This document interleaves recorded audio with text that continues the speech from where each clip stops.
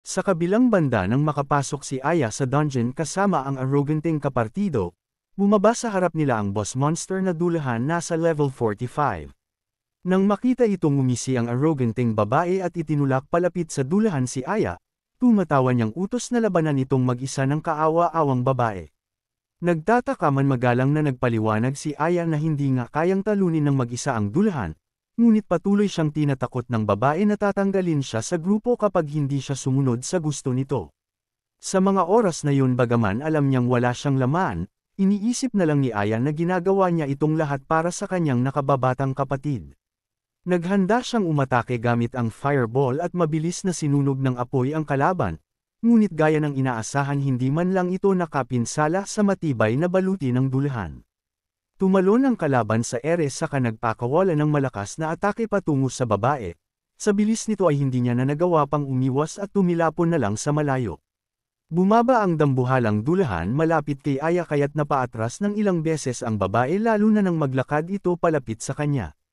Iniamba ng dambuhalang halimaw ang armas nito upang tuluyan ng wakasan ang babae, ngunit ng puntong pumikit na si Aya at tinanggap ang mapait niyang kapalaran. Bigla namang dumating si Ray at kaagad na inactivate ang Extreme Body Enhancement, sabay salag ng espada sa paparating na atake ng dulahan. Malakas na itinulak niya ang dambuhalang dulahan habang nagliliwanag ang dilaw na mana, sa lakas ni Ray tumilapon papalayo ang halimaw. Bago pa makapagsalita si Aya dali-dali siyang nilingon ng ating bida, saka may pag-aalalang tanong kung ayos lang ba ang babae. Tumaas naman ang kilay ng arroganting babae kasabay ang pagtatanong kung sino ang misteryosong lalaki ang nagligtas kay Aya. Ang dulahan ay isang halimaw na napakabigat ngunit nagawa itong mapatalsik ni Ray gamit lang ang kanyang espada. Napatanong pa ang babae kung anong klaseng mage ang ating bida.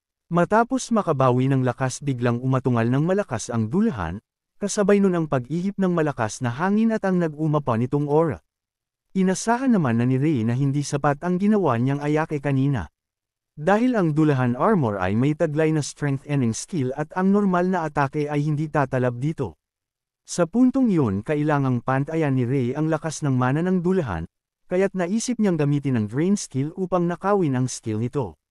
Kusang naa-activate ang drain skill kapag nahawakan ni Ray ang kanyang kalaban, kaya't ganun na lang ang pagtataka niya nang wala man lang nangyari matapos niyang madempian ang dulahan. Malakas na napaatras ang ating bida nang umatake ang dulahan, sa kabutihang palad hindi siya napuruhan matapos masalag ng espada ang atake.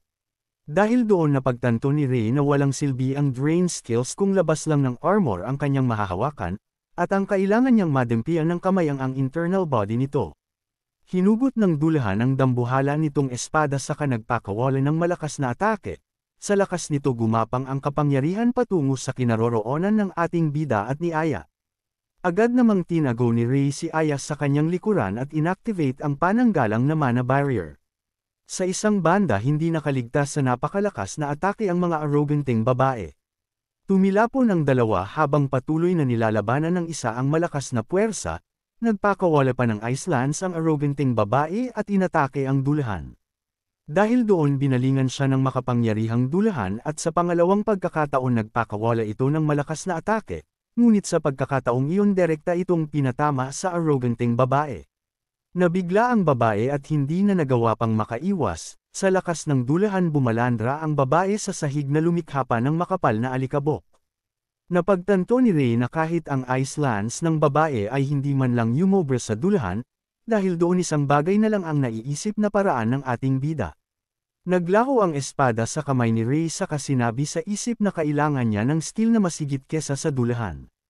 Inilabas niya ang kanyang Abyss of Flame gamit ang Black Mana, na ikinalaglag naman ng panga ni Aya. Naghanda si Ray upang umatake habang ganun din naman ang ginagawa ng dulahan. Naunang nagpakawala ng malakas na puwersa ang halimaw, tumayo lang sa unahan ng ating bida na para bang hindi nakaramdam ng pagkabahala. Mas lalo niyang pinag-igting ang hawak na Abyss Flame at pinaikot-ikot sa kamay saka pinakawalan ito. Sa lakas ng Black Mana baliwalang nilampasan nito ang atake ng dulahan saka tumama sa katawan nito. Tumilapon sa malayo ang dambuhalang halimaw habang sa kabilang banda wala pa ding tigil ang pag-ikot ng Black Mana sa buong lugar. Sa huli tuluyang nawasak ang armor at nang mapawi ang usok tanging gemstone na lang ang naiwan mula sa dulahan. Hindi maiwasang humanga ni Aya nang matalo ni Ray ang dambuhalang halimaw sa pamamagitan lang ng isang atake. Agad yumukod ang babae upang magpasalamat sa kanyang magiting na tagapagligtas. Nakangiting pinulot naman ni Ray ang gemstone at sinabi sa isip na tama ang kanyang kalkulasyon, hindi din niya maitagong masaya siya na ligtas ang babae. Tumayo naman ang mga arroganting babae mula sa pagkakatalsik sa kanang gigigil na tanong kung ano ang nangyari. Nasabi na lang ng babae sa isip na hindi kapanipaniwala ang lakas ni Ray, ngunit ganun pa man nauna niya ng pag-interese ng gemstone sa Bainisi. Animoy boss na nag-uutos kay Ray ang babae nang hingin nito ang hawak niyang mana stone, at anito na sila ang nauna sa dungeon kaya't nararapat na sila ang makakuha ng reward. Sa unang pagkakataon sinaway ni Aya ang babae at pinaalalang si Ray ang nagligtas sa kanila. Saad naman ni Ray na hindi siya interesado sa mana stone at maari niya itong ibigay sa babae, ngunit nais niyang maging kapalit nito ay si Aya na mapabilang sa kanyang party. Parehong nagulat ang babae at si Aya nang madinig ang kondisyon ni Ray. Matapos yon isang malakas na hagalpak ang ginawa ng 3 butog, saka animoy sinus index si Aya upang pumayag sa nais ni Ray. Hindi naman nagdalawang isip si Aya na pumayag at sinabing mula ngayon ay nasa pangangalaga na siya ng ating bida. Agad namang hinablot ng arroganting babae ang mana stone sa kamay ni Ray, saka nagsasayang naglakad palayo habang sinasabing hindi niya akalain na mabibenta ng mahal ang walang kwentang si Aya. Nagpasalamat si Aya kay Ray sa pag-invite nito sa kanyang party, habang si Ray naman ay humingi ng tawad sa biglaang pag-alis ng babae sa kasalukuyan niyang partido. Hindi naman sigurado si Aya kung ayos lang ba talaga kay Ray na kasama siya, sa pag-aalalang baka mahailan niya pababa ang ating bida. Hindi nagpakita ng pagkadismaya si Ray sa halip ay iniabot pa ang kamay sa babae, saka sinabing magiging malakas si Aya at makapangyarihan pa kesa sa mga taong nang iwan sa kanya. Inamin ni Ray na nadinig niya ang pag-uusap at pangmamaliit ng partido ni Aya sa kanya. Humingi din siya ng tawad at pinaliwanag na aksidente lang ang pagkakadinig niya dito. Gayunpaman sinabi niya kay Aya na maaaring siya ang tumulong upang magising ang potensyal nito. Nabuhayan naman ng loob si Aya at kasabay ng pagtitiwala niya sa ating bida sinabi niyang gagawin niya ang lahat para magpalakas. Nang sumunod na araw nagtungo ang dalawa sa harap ng isang B-rank dungeon. Plano ng dalawa na i-conquer ang nasabing dungeon nang sa ganun ay makalahok sila sa A-rank examination. Bukod doon sinabi ni Ray na sa loob ng dungeon matatagpuan ang susi sa pagpapalakas ni Aya. Ikinuyong naman ng babae ang kamao saka sinabi sa isip na kapag lumakas siya at tumaas ang level, mas lalaki ang potensyal na tumaas ang kanyang kita at mababayaran ang medical bill ng kapatid. Walang patumpik na pumasok ang dalawa sa gate ng dungeon. Bumungad sa kanila ang malalig na oras sa Crystal Cave.